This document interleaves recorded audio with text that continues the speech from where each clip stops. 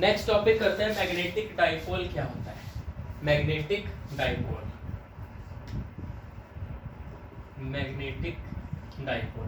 Electric dipole क्या होता है? Equal and opposite charges separated by some distance.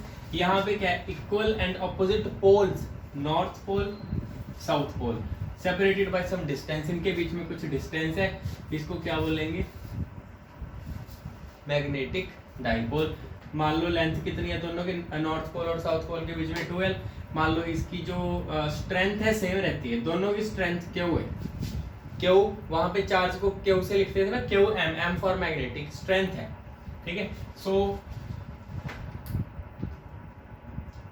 It is defined as, या फिर टू इक्वल टू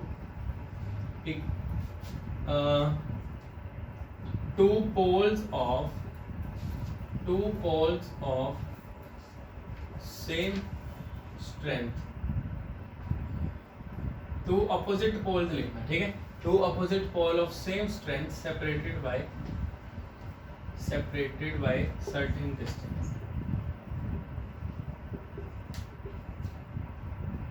बस ये होता है मैग्नेटिक डाइपोल। एक होता है dipole moment, magnetic dipole moment. इसको स्मॉल m से लिखते हैं। जैसे आप इलेक्ट्रिक डाइपोल करते थे ना, electric dipole moment of P से लिखते थे, P is equal to Q into 2L, है ना।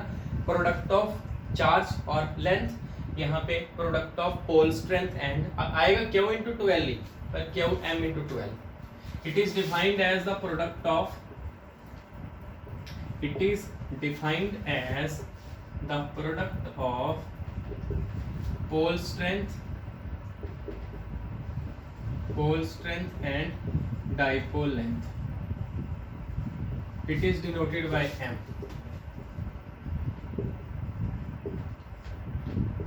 That's कितना हुआ? Q into 2L, बस Q m लिखा जाता है यहाँ पे बस, ठीक है। पोल स्ट्रेंथ और डाइपोल की लेंथ, इनका प्रोडक्ट जो है वो है। और ये इसकी जो डायरेक्शन है वो मैग्नेटिक फील्ड के अपोजिट होती है। जैसे dipole moment, electric dipole moment P, वो इलेक्ट्रिक फील्ड से अपोजिट चलता है।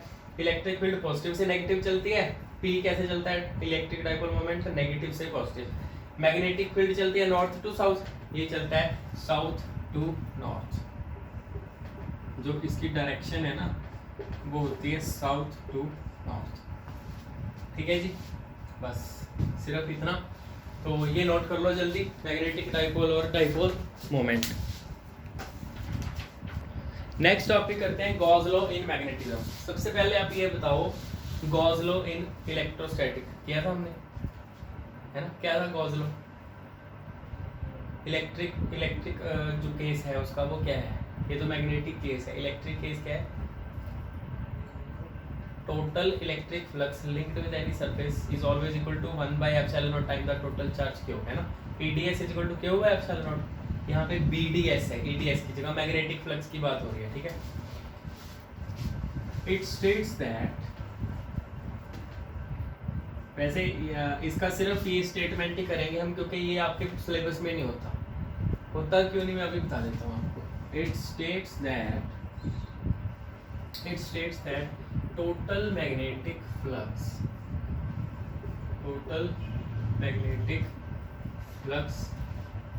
linked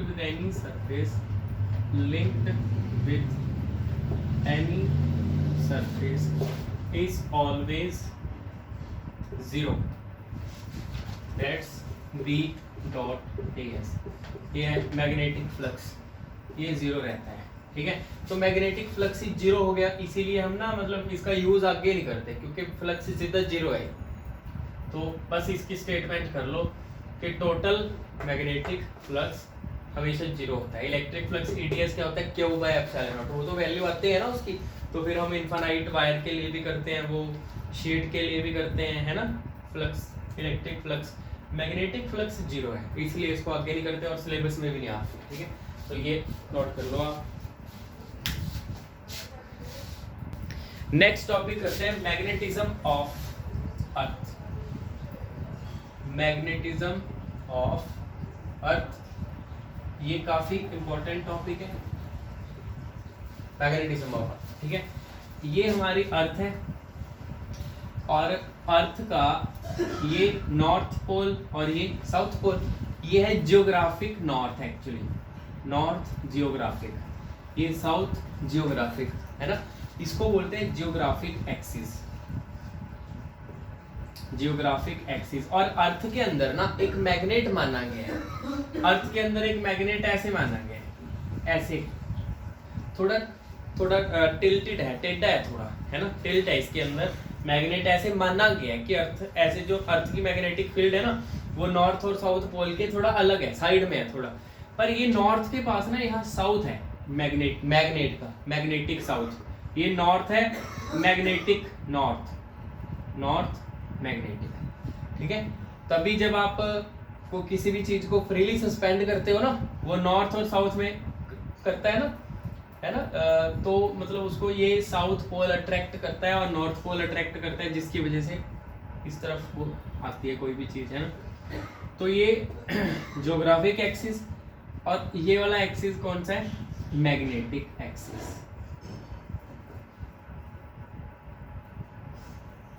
अर्थ की मैग्नेटिक फील्ड नॉर्थ से चलती है, वो तो आपको पता ही है कि मैग्नेटिक फील्ड हमेशा कहाँ से चलती है, नॉर्थ से, और मैग्नेटिक फील्ड लाइन साउथ पे जाके एंड करती है, ठीक है। ये मैग्नेट का बता रहा हूँ आपको मैं, ठीक है। ये तो साउथ पोल ज्योग्राफिक है। अब देखो ये पता चल गया आपको, कुछ डेफिनेशंस हैं, जैसे कि जियोग्राफिक मेरिडियन क्या होता है, जियोग्राफिक मेरिडियन, जियोग्राफिक मेरिडियन क्या होगा, जियोग्राफिक एक्सिस ये है ना, एक्सिस एक लाइन को बोलते हैं जस्ट, जियोग्राफिक मेरिडियन होता है एक प्लेन जो इससे पास करे, जैसे ये मान लो अर्थ है ना, अर्थ के अंदर बिल्कुल ऐसे है, जो मान लो ये मेरे पास ऐसे अर्थ है, अर्थ के अंदर ये यहाँ से ऐसे कोई प्लेन पास कर रहा है, ऐसे पूरा प्लेन है, लाइन नहीं है, एक पूरा प्लेन ऐसे पोर्शन, यहाँ अर्थ के अंदर का ये वाला पोर्शन जो है ना ऐसे प्लेन है, उस प्लेन को बोलेंगे जियोग्राफिक मेरिडियन। तो ये क्या है, vertical plane, vertical plane passing through geographic axis, बस उसको बोलेंगे जियोग्राफिक मेरिडियन। ऐसे ही मैग्नेटिक मेरिडियन होता है, मैग्नेटिक मेरिडियन, मैग्नेटिक मेरिडियन क्या है, एक ऐसा प्लेन जो इससे पास करे मैग्नेटिक एक्सिस से, ऐसे अर्थ के अंदर ऐसे बिल्कुल प्लेन, समझ गए ना। तो ये क्या है, a vertical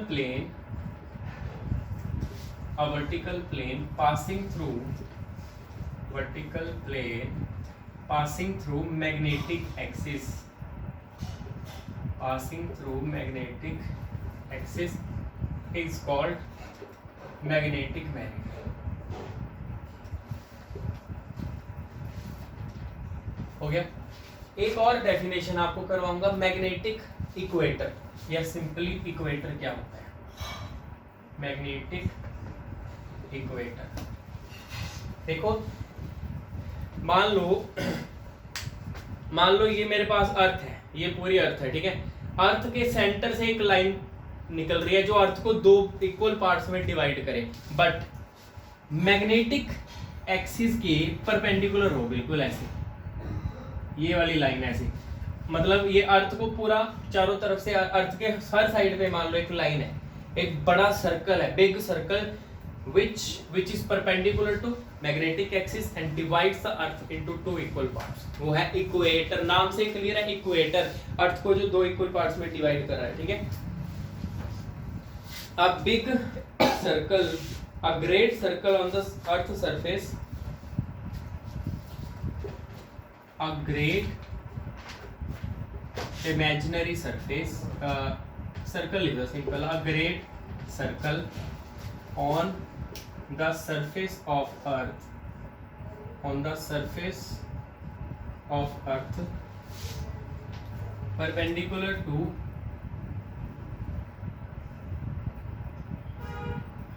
on the surface of earth perpendicular to magnetic axis, which divides the earth into two equal parts,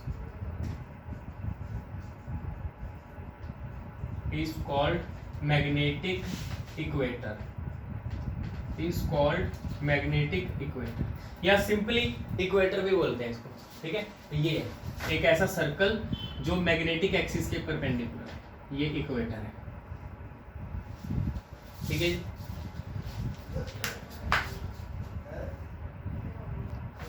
next करते हैं सोर्स ऑफ अर्थ मैग्नेटिज्म।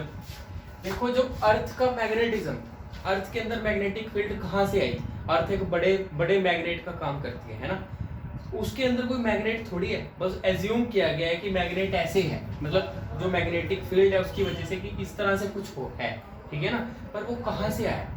अर्थ की मैग्नेटिक फील्ड कहाँ से आई? उसकी ना कोई सॉलिड थ्योरी नहीं है अभी तक, पर काफी सारी थ्योरीज हैं इस रिगार्डिंग, ठीक है। तो वो थ्योरीज हम करेंगे।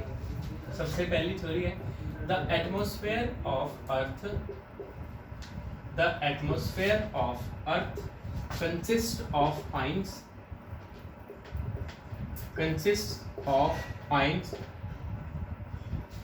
ions have charge, charge होता है ना ions के ऊपर, तो ions have charge and moves with the rotation of earth, and moves along with, and moves along with the rotation of earth, the rotation of earth। तो अगर charge जब move करता है, अर्थ रोटेट कर रही है, अर्थ के एटमॉस्फेयर में आइंस है, आइंस पे चार्ज है, चार्ज जब अर्थ के साथ साथ रोटेट करेगा ना, चार्ज जब मूव करता है तो क्या सेटअप करता है? करंट। और करंट के अराउंड क्या होती है? Magnetic field. तो ये रीजन हो सकता है। They set up currents which may be the reason for, they sets up currents which may be the reason of Earth's magnetism, which may be the reason for Earth's magnetism। ये पहली है, पहली theory कि अर्थ, समझ रहे हो ना आप, अर्थ के एटमॉस्फेयर में आइंस हैं जिसकी वजह से अर्थ के रोटेशन के साथ साथ आइंस भी रोटेट करेंगे, आइंस रोटेट करेंगे तो करंट बनेगा, करंट बनेगा तो करंट कैरिंग कंडक्टर के अराउंड क्या होता है? Magnetic field. तो इसकी मैग्नेटिक फील्ड होगी, पहली थ्योरी। दूसरी थ्योरी करते हैं,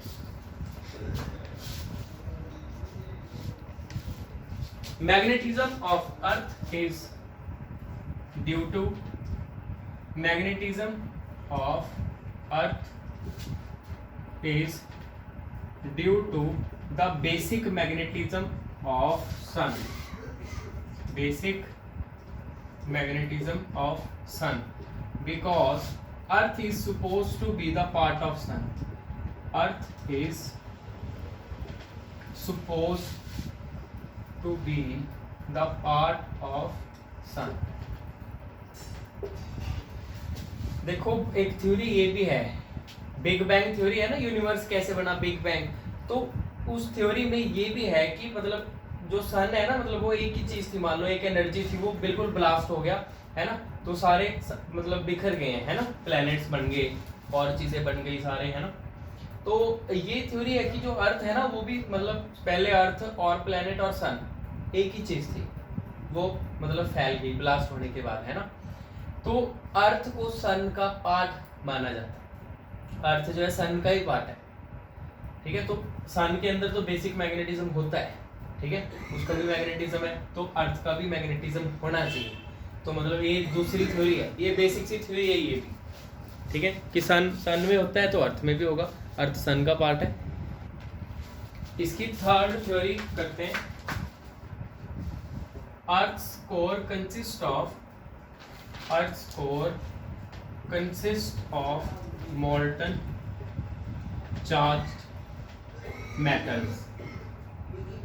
अर्थ की कोर के अंदर ना मेटल्स प्रेजेंट हैं मोल्टन फॉर्म में, ये तो पता ही है, ऑब्वियसली बहुत सारी मेटल्स हैं उसके अंदर, ठीक है। तो अर्थ की कोर के अंदर मोल्टन मेटल जो है ना वो चार्ज्ड है, पर जैसे जैसे अर्थ रोटेट करती है वो भी रोटेट करता है अंदर चार्ज, जिसकी वजह से मैग्नेटिक फील्ड बनी है, ठीक है। With the rotation of earth, with the rotation of earth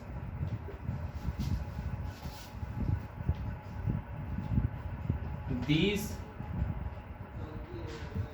molten metals also rotate and sets up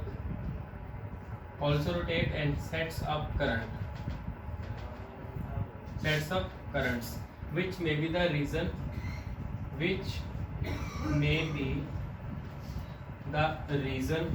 for Earth's magnetism.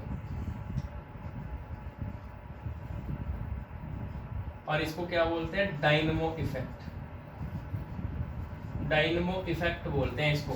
और यही थ्योरी है जो सबसे ज्यादा मानी जाती है कि अर्थ के कोर के अंदर बहुत सारे मोल्टन स्टेट में हैं मेटल्स, ठीक है।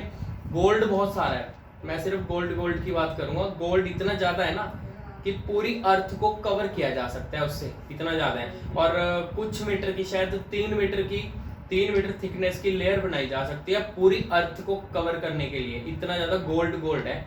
तो बहुत सारा मतलब मोल्टन स्टेट में मेटल्स हैं वहां पे, तो वो चार्ज्ड है, मतलब वो ज्यादा अमाउंट में है, वो चार्ज्ड है। और इतना ज्यादा उनके चार्ज जब मूव करेगा, क्योंकि मेटल ज्यादा है, तो जब ज्यादा चार्ज रोटेट करेगा अर्थ के रोटेशन के साथ करंट बनाएगा, जिसकी वजह से मैग्नेटिक फील्ड है। और यही थ्योरी है थर्ड जो सबसे ज्यादा मानी गई है। इसको डायनमो इफेक्ट बोलते हैं, जो मोल्टन स्टेट में मेटल्स है ना, उनकी वजह से जो मैग्नेटिक फील्ड आ रही है, ठीक है, डायनमो इफेक्ट। इसकी लास्ट थ्योरी करते हैं, फोर्थ थ्योरी है every substance consist of protons and electron. हर एक सब्सटेंस में आपको पता है एटम है, एटम के अंदर क्या है? इलेक्ट्रॉन और protons. When earth rotates they set up circulating current. तो अर्थ के ऊपर जितनी भी चीजें हैं, जो भी मैटर है, सबके अंदर क्या है? ये है प्रोटॉन और इलेक्ट्रॉन, है ना। तो जब अर्थ रोटेट करती है तो सारी चीजें रोटेट करती हैं, तो ये सर्कुलेटिंग करंट सेटअप करते हैं, जिसकी वजह से मैग्नेटिक फील्ड होगी, ठीक है। ये सारी बेसिक थ्योरीज थी, बट ये जो थर्ड है ना, ये यही मानी जाती है थर्ड थ्योरी, ठीक है। पर मैंने सारी आपको करवा दी, हम नेक्स्ट करते हैं। नेक्स्ट टॉपिक है मैग्नेटिक डेक्लिनेशन। इसको थीटा से डिनोट करते हैं कि होता क्या है? मैग्नेटिक मेरिडियन और जियोग्राफिक मेरिडियन के बीच का एंगल होता है। देखो ये मैंने आपको बताया, ये हमारी अर्थ है, ये मान लो जियोग्राफिक मेरिडियन है ना, ये हमने इसके बीच में एक मैग्नेट ऐसे माना था, यहाँ पे मैग्नेटिक मेरिडियन। एक्चुअली मैं मेरिडियन की बात कर रहा हूँ, प्लेन की बात कर रहा हूँ, ठीक है। तो ये जियोग्राफिक एक्सिस था, जियोग्राफिक एक्सिस, इसमें से क्या पास कर रहा है? जियोग्राफिक मेरिडियन, प्लेन, है ना। और ये क्या था? Magnetic axis. और इसमें से क्या पास कर रहा है? Magnetic meridian. इन दोनों मेरिडियन के बीच का जो एंगल है उसको बोलते हैं थीटा, मैग्नेटिक डेक्लिनेशन, ठीक है। So magnetic declination at a place is defined as the angle between geographic meridian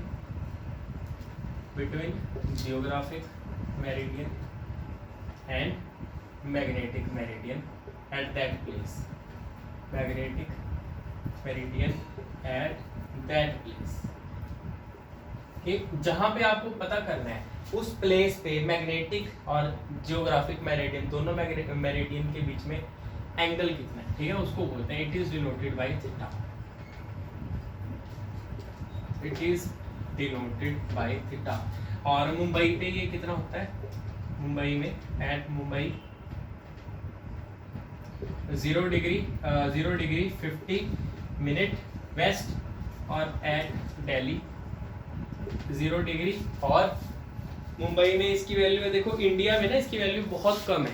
Mumbai में 0 डिग्री 50 मिनट वेस्ट, और दिल्ली में 0 डिग्री 41 मिनट ईस्ट, ये वैल्यू है इसकी, ठीक है। हर जगह पे अलग वैल्यू होगी, इंडिया में बहुत कम वैल्यू है इसकी, ठीक है, छोटी वैल्यू है बहुत। ये मैग्नेटिक डेक्लिनेशन है। इसके बाद एक होता है मैग्नेटिक इंक्लिनेशन, ठीक है। वैसे मैं आपको ना ये मैग्नेटिक डेक्लिनेशन थोड़ा और क्लियर करूंगा। देखो ये जो मैग्नेटिक डेक्लिनेशन है ना थीटा, मैं बता रहा हूँ 2 एक्सिस के बीच में नहीं है, प्लेन के बीच में है। देखो ये कौन सा एक्सिस है? मान लो ये वाला एक्सिस क्या है? Geographic axis. और ये वाला ये प्लेन कौन सा है? Geographic meridian. ये कौन सा प्लेन है? Magnetic meridian.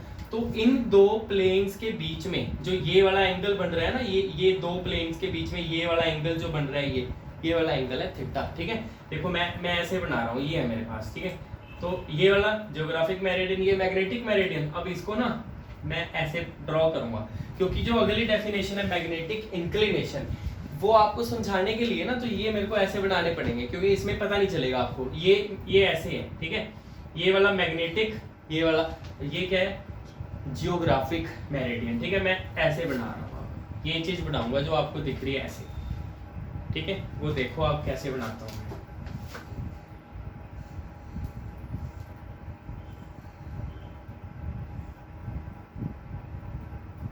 हाँ जी, आया समझ?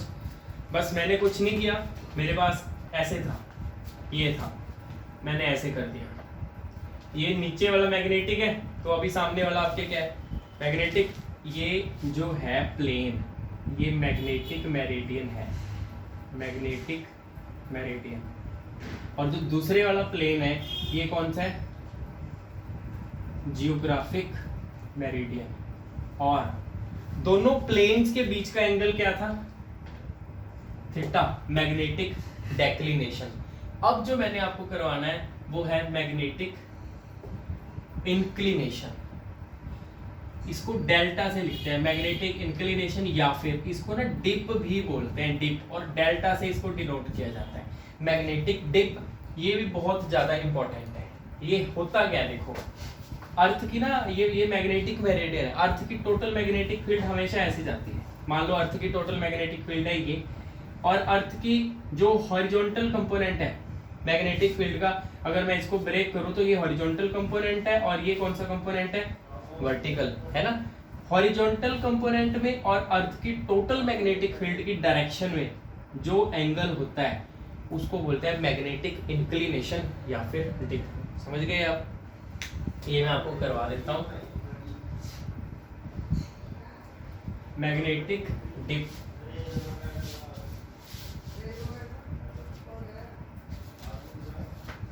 ये क्या होता है, the angle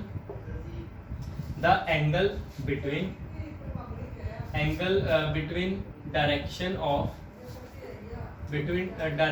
of total magnetic field of earth, total magnetic field of earth and horizontal component of earth's magnetism, and horizontal component of earth's magnetic field.